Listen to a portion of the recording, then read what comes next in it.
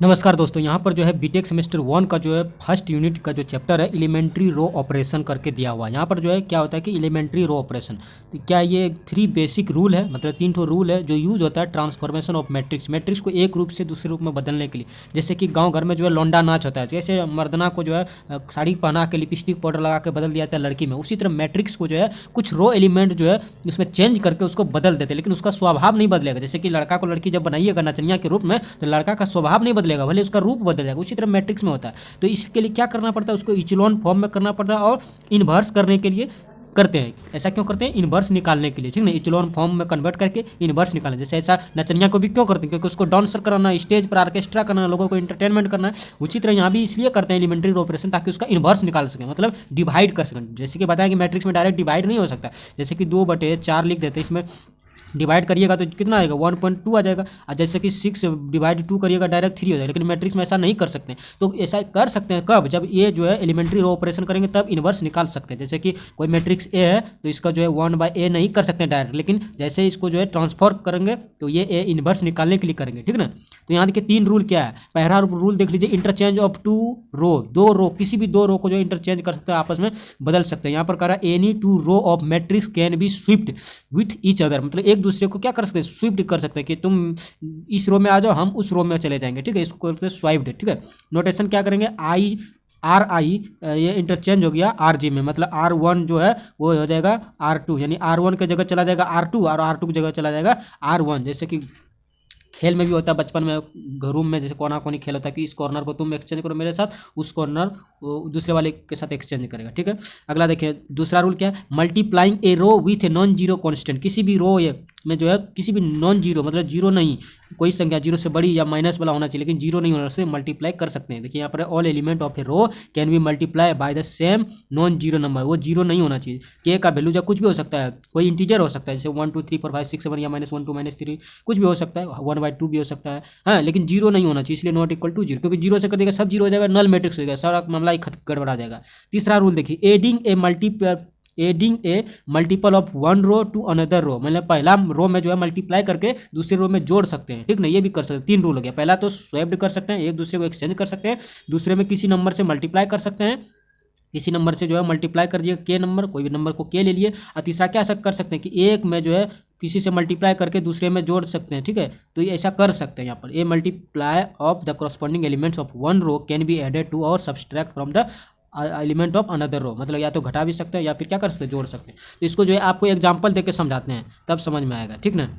देखिए इसका यूज इसलिए करते हैं क्योंकि 3 चीज़ यूज करते हैं। पहला तो finding the rank of matrix, जैसे बड़ा मैट्रिक्स निकालने के लिए रैंक थोड़ा प्रॉब्लम होता है, तो उसको इचेलॉन फॉर्म में कन्वर्ट करके ये तीनों रूल लगाएंगे तभी इचेलॉन फॉर्म में आएगा और फटाफट जो है रैंक ऑफ मैट्रिक्स निकल जाएगा। दूसरा है सॉल्विंग लीनियर इक्वेशन को जो है सॉल्व करने के लिए, लीनियर इक्वेशन बड़ा बड़ा होगा तो उसको सॉल्व करने के लिए इस मेथड का उपयोग करेंगे। अगला है कैलकुलेटिंग द इन्वर्स निकालने के लिए ऑफ मैट्रिक्स, किस मेथड का, गॉस जॉर्डन मेथड का उपयोग करके हम लोग इन्वर्स निकाल सकते हैं। अगला देखिए यहाँ पर जो है एग्जाम्पल देखिए हमने यहाँ पर समझा दिया है, ठीक है। यहाँ पर देखिए when you perform elementary row operation, जब आप एलिमेंट्री रो ऑपरेशन परफॉर्म करते हैं, 3 रूल होता है किसी भी मैट्रिक्स पर। ये क्या करता है, it transform into a new matrix B, technically A और बी जो है नॉट इक्वल टू होता है, मैट्रिक्स जो है टेक्निकली नॉट इक्वल टू होगा, बट दोनों क्या होगा, इक्विवेलेंट कहलाएगा, रो इक्विवेलेंट, ठीक ना, बराबर नहीं होगा, बोले क्या कहलाएगा, इक्विवेलेंट कहलाएगा, ठीक ना। This means they core property like rank और सॉल्यूशन रिमेन सेम रहता है, मतलब चेंज कर देने से, ये 3 रूल से चेंज कर देने से उसका रैंक और जो है सॉल्यूशन, जैसे x = 1 x y = 2, ये जो सॉल्यूशन है ये चेंज नहीं होता, भले ही डिटर्मिनेंट का वैल्यू चेंज हो जाए। देखिए यहाँ पर विद्या की effect on determinant value, if you are calculating the determinant of a matrix these operation affect the value definitely, मतलब डिटर्मिनेंट का वैल्यू भले चेंज होगा लेकिन रैंक का और सॉल्यूशन चेंज नहीं होता, इसलिए इसको उपयोग करते हैं। देखिए यहाँ पर कर दिए कि ऑपरेशन लिख दिए, यहाँ इफेक्ट ऑन डिटर्मिनेंट पर क्या इफेक्ट होगा, जैसे कि स्वाइप करेंगे, 2 रो को स्वाइप कर देंगे, मतलब आपस में अदला बदली कर देंगे, R1 को जो है R2 से चेंज कर देंगे, एक्सचेंज कर देंगे, मतलब R1 की जगह पर R2 रख देंगे, R2 की जगह पर R1 रख देंगे। तो क्या होगा, the sign of the determinant changes, मतलब अगर पहले उसका +5 में आ रहा था डिटर्मिनेंट का वैल्यू, अब चेंज करने पर -5 आएगा, वैल्यू सेम आएगा लेकिन चेंज अलग हो जाएगा, जैसे प्लस था माइनस आएगा, जैसे 10 है -10 पहले आया था, अब चेंज करने के बाद कितना वैल्यू होगा, +10 हो जाएगा, समझ रहे हैं, ये होता है वैल्यू चेंज, साइन चेंज। अगला देखिए, अगर किसी भी रो या किसी भी कॉलम में के से मल्टीप्लाई कर देंगे तो उसका वैल्यू कितना हो जाएगा, के टाइम्स जो है मल्टीप्लाई होगा, जितना ऑर्डर का जो मैट्रिक्स होगा उतना उस पर पावर के पर पावर हो जाएगा और उस मैट्रिक्स का डिटर्मिनेंट हो जाएगा, इतना रूप से वो चेंज होगा। हालांकि अभी एग्जांपल में देखेंगे तो आपको सारा समझ में आ जाएगा। तीसरा रूल जो है adding A multiply of a रो, कोई भी नंबर को से किसी भी रो को मल्टीप्लाई करके दूसरे में जोड़ देने पर जो है उसका no change determinant value change होता ही नहीं है। The value of the determinant says exactly the same, कभी भी चेंज नहीं होता। तो 3 रूल था, पहला तो रो को स्वैप कर सकते हैं, दूसरा किसी भी रो में किसी भी नंबर से मल्टीप्लाई करते हैं सिर्फ 0 को छोड़कर, और तीसरा किसी भी रो में मल्टीप्लाई करके दूसरे रो में जोड़ सकते हैं। देखिए यहाँ पर जो आगे जो है आपको समझ में आएगा एग्जाम्पल्स के मतलब, जैसे मान लीजिए कोई भी मैट्रिक्स लिए हैं, 2x2 का मैट्रिक्स है, ठीक है, ये 2x2 का एक मैट्रिक्स है मान लीजिए। अब इसका जो वैल्यू कितना होगा, डिटर्मिनेंट निकालेंगे, कोना कोनी गुना करेंगे, 3 गुना 2 और माइनस 5 गुना 1 कितना हो जाएगा इसका 6 माइनस 5, यानी कि 1 आया, वैल्यू आया ना, इसका डिटर्मिनेंट का वैल्यू 1 आया। यहाँ पर देख लीजिए। अब क्या करें, इंटरचेंज कर दे रहे रो को हटा मतलब चेंज कर दिए।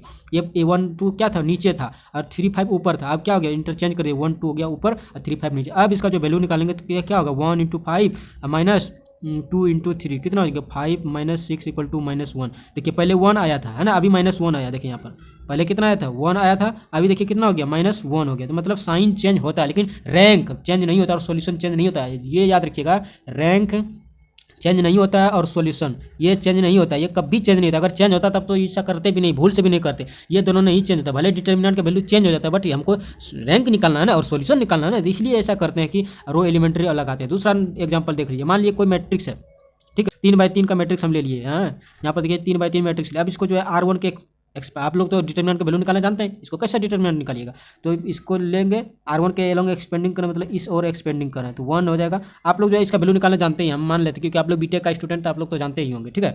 तो अगर नहीं जानते हैं उसके लिए बता देते हैं, जैसे ये 1 है तो 1 लिख दिए, ये वाला जो है रो जो है पूरा ढक जाएगा और ये भी ढक जाएगा। तो यहाँ पर क्या हो जाएगा 3 × 0 -4 × 1 ये हो जाएगा। और जो इसका साइन होता है क्या 2 का माइनस, तो माइनस दे देंगे और 2 लिख देंगे। अब ब्रैकेट शुरू हो जाएगा यहाँ से, 2 वाला को अब ढकिएगा, 2 वाला को ढकिएगा। अब देखें यहाँ क्या हो जाएगा 0 × 0 0 -4 × 2 2 हो जाएगा। यहाँ पर आप लोग जो है एक बार जो है एक्सपेंड करना सीख लीजिएगा किसी भी वीडियो में। हालांकि यहाँ पर अगर वो चीज़ सारा चीज़ बेसिक चीज़ बताएंगे थोड़ा वीडियो लंबा हो जाएगा, तो जो है कैलकुलेट कर लीजिएगा यहाँ पर। तो इसका वैल्यू कितना आ रहा है, यहाँ पर इसका वैल्यू आ जाता है, इसको सॉल्व करिए, -4 + 16 - 6 कितना हो गया आपका 6 आ गया। वैल्यू कितना आया 6 आया। अगर इसी को जो है थोड़ा रो को जो है इंटरचेंज कर देते हैं, R1 और R2 को इंटरचेंज कर देते हैं, मतलब ये वाला जो है R1 जो है R2 की जगह पर रख दिए और R2 जो है R1 की जगह पर रख दिए। ये R1 हुआ, ये R2 हुआ, ये R3 हुआ। पहले ये था, पहले यही R1 था, ठीक है, और ये R2 था। अब इंटरचेंज कर दिया, यहाँ पर इंटरचेंज का साइन इस तरह होता है, इस तरह, तो मतलब इंटरचेंज कर दिया, R2 की जगह पर R1 चला गया और R1 की जगह पर R2 चला। अब इसको एक्सपेंड करेंगे, देखेंगे क्या होता है। अब देखिए इसका एक्सपेंड करेंगे तो यहाँ पर जो R1 के एलोंग ही एक्सपेंड कर रहे हैं, आप किसी के एलोंग भी कर सकते हैं, C1 R2 C2 R3 C3, तो हमेशा वैल्यू सेम आएगा। देखिए यहाँ पर सेम एक्सपेंड कर दिए, एक्सपेंड करने के बाद क्या आएगा -6, पहले कितना आ रहा था 6, तो कंक्लूजन क्या निकल गया the sign changed from +6 to -6 हो गया। चेंज साइन क्या हो गया चेंज हो गया। मतलब अगर किसी भी रो को जो है किसी भी रो के साथ क्या करिएगा इंटरचेंज कर दीजिएगा तो साइन चेंज होगा। R1 को R2 के साथ चेंज करिएगा तो भी साइन चेंज होगा, या फिर R1 को R3 के साथ चेंज करिएगा तो भी साइन चेंज होगा, या R2 को जो है R3 के साथ चेंज करिएगा तो भी साइन होगा, या इसी को उल्टा के भी लिखिए R2 को जो है R3 के साथ चेंज करिएगा तो वो भी साइन चेंज होगा, या R3 को R1 के साथ चेंज करिएगा, मतलब किसी के साथ भी चेंज करिएगा तो साइन चेंज हो जाएगा। बाकी वैल्यू सेम रहेगा, बस साइन क्या हो जाएगा चेंज हो जाएगा। अगर +6 आ रहा है तो -6 हो जाएगा। यही कहता है दूसरा, सॉरी पहला नियम यही कहता है कि इंटरचेंज ऑफ एनी रो, ठीक है। दूसरा देखिए, दूसरा आपको जो बताए थे कि किसी भी जो है मैट्रिक्स में k से मल्टीप्लाई कर दीजिएगा तो उसका वैल्यू जो है k⁴n चेंज हो जाता है। यहाँ पर देख लीजिए एक मैट्रिक्स लिए हैं, ठीक है, ये मैट्रिक्स है, इसका वैल्यू निकालनी है, कितना हो रहा है याद रखिएगा वैल्यू, क्योंकि नेक्स्ट सवाल में जो है यहाँ पर जो इसका वैल्यू निकाल दिए हैं, ठीक है। किसी के R1 R2 R3 C1 C2 C3 के एलोंग एक्सपेंड करिएगा तो -7 ही आएगा, ठीक है। तो हम यहाँ पर एक्सपेंड किए हैं R1 के एलोंग में, आप R2 R3 किसी के साथ करिएगा तो -7 ही आएगा। नहीं आ रहा तो मतलब आपका जो है सोल्यूशन गलत है। यहाँ पर देखिए आप जो ही मैट्रिक को हम 2 से मल्टीप्लाई कर दे रहे हैं, देखिए 2 से मल्टीप्लाई कर दिए। In the case all 9 element will be multiply, 2 से मल्टीप्लाई करिए, सब क्या हो गया मल्टीप्लाई, 2 से हो गया मल्टीप्लाई। अब जो इसका जो है एक्सपेंड करेंगे, मतलब इसका डिटर्मिनेंट वैल्यू निकालेंगे। डिटर्मिनेंट वैल्यू निकालने के बाद जो है हम जो है यहाँ पर जो R1 के एलोंग ये एक्सपेंडिंग कर रहे हैं, ठीक है, आप किसी के थ्रू एक्सपेंड कर सकते हैं। हम यहाँ पर R1 के थ्रू एक्सपेंड कर रहे हैं, जिसका आया -57 आ गया। पहले आया था कितना -7, अब कितना आ रहा है -57। देखिए कितना गुना हो रहा है, तो 2 पर पावर 3 गुना -7 करिएगा तो -56 हो रहा है। तो इसको जो है एक फार्मूला से याद रख सकते हैं कि अगर कोई मैट्रिक्स है, ठीक है, कोई मैट्रिक्स है, उसको जो है के से मल्टीप्लाई करके डिटर्मिनेंट निकालिएगा। मतलब अगर ऑर्डर मैट्रिक्स का एन है तो के टू दी पावर हो जाएगा एन और ए हो जाएगा। मतलब ए का मतलब डिटर्मिनेंट इंटू जिससे मल्टीप्लाई करिएगा उस पर ऑर्डर चढ़ जाएगा। मतलब देखिए 3/3 ऑर्डर का मैट्रिक्स है, इसलिए 2 पर पावर जो है 200 मल्टीप्लाई कर दिए थे और 3/3 ऑर्डर का मैट्रिक्स था तो 2 से मल्टीप्लाई किए तो 2 लिख दिए, और 3 का ऑर्डर था 2 पर पावर 3 हो गया तो 2 पर 3 बार गुना करिएगा 8 गुना -7 हो जाएगा -56 हो जाएगा। समझ रहे हैं ना, यहाँ पर इस तरह से होता है। तो कंक्लूजन निकल के आया according to the formula n = 3, n यहाँ क्या ऑर्डर 3/3 था, ठीक है, और के मतलब हम 2 से मल्टीप्लाई किए मैट्रिक्स को, इसलिए 2 पर पावर 3 चढ़ गया। अगर ऑर्डर 2 रहता तो n बराबर क्या हो जाता है 2 ही रह जाता, ठीक है ना, तो 2 पर पावर 2 चढ़ता मतलब 4। उसके बाद मैट्रिक्स का जो वैल्यू आता है वो उतना गुना हो जाता है। देखिए यहाँ पर डिटर्मिनेंट का वैल्यू चेंज हो गया, पहले वाले में भी चेंज हो रहा था साइन, दूसरे वाले में तो पूरे चेंज हो रहा है। अब तीसरा वाला देखते हैं, ये हमारा मैट्रिक्स है, इसका जो डिटर्मिनेंट वैल्यू निकाल दिए 6 आया, ठीक है। अब ऑपरेशन लगा दिए कि R1 जो रो है यानी पहला रो ये वाला उसको क्या करना है कि दूसरे वाले रो में 2 से गुना कर देना। मतलब इसमें 2 से गुना कर दीजिएगा तो कितना होगा 2 और 5, और जो पहले वाला में जाके जोड़ दीजिएगा कोरस्पॉन्डिंग एलिमेंट के साथ है, तो 2 इसमें जुड़ जाएगा 5 इसमें जुड़ जाएगा तो नया मैट्रिक्स हो जाएगा। तो 2 2 4 हो जाएगा, 5 4 9, और ये R2 में तो कुछ ऑपरेशन कर नहीं रहे तो R2 यूँ ही उतर जाएगा 1 और 5, ठीक है। अब जो इसका जो वैल्यू आया था 5 × 10 हो जाएगा, ये सॉरी 10 होगा, 10 + 4 करेगा तो यहाँ पर 14 आ जाएगा 14, तो यहाँ 14 × 1 हो जाएगा, ठीक 14 × 1 कितना आ जाएगा 14, और 20 में 14 माइनस हो गया तो 6 आएगा। देखिए दोनों का वैल्यू सेम हो गया। यहाँ पर थोड़ा सा मिस्टेक हो गया था कैलकुलेशन में, यहाँ पर दोनों का वैल्यू क्या हो रहा है सेम ही हो रहा है।